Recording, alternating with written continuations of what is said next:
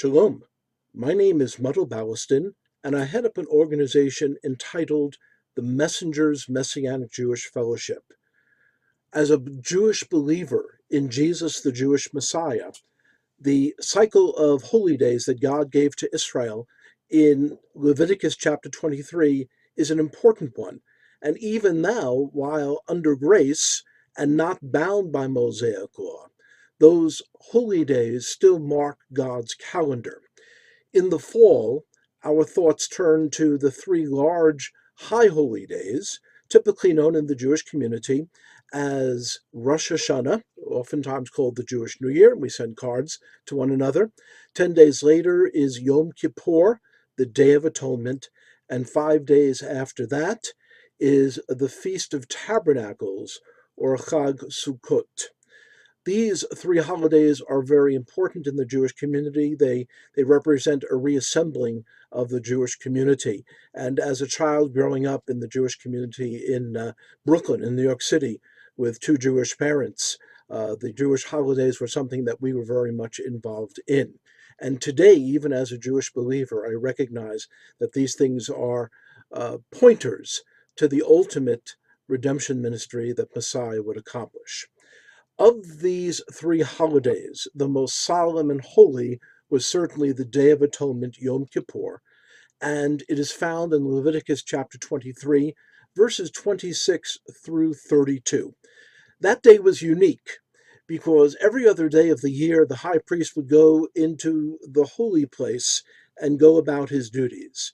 But on one day, the 10th day of Tishrei, the high priest would go into the holy place and then part the curtain and go into the Holy of Holies.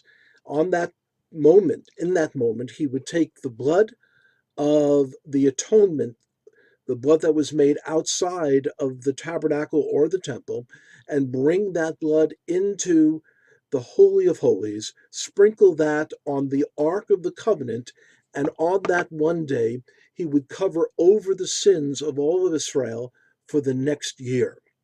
Typically in the Jewish community today, it is a day of a full and complete fast from both food and water for those who are healthy.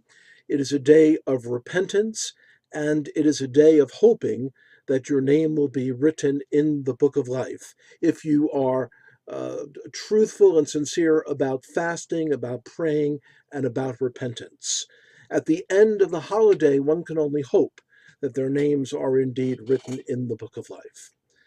As a Jewish believer in Jesus the Messiah, I have assurance that my name is written in the book of life, not because of anything I've done, not because I've fasted or prayed or repented to any great degree, as is seen in the Jewish community, but rather it's because of the atonement, the righteousness of Messiah Yeshua. He alone is a tzaddik. He alone is the Holy One of Israel.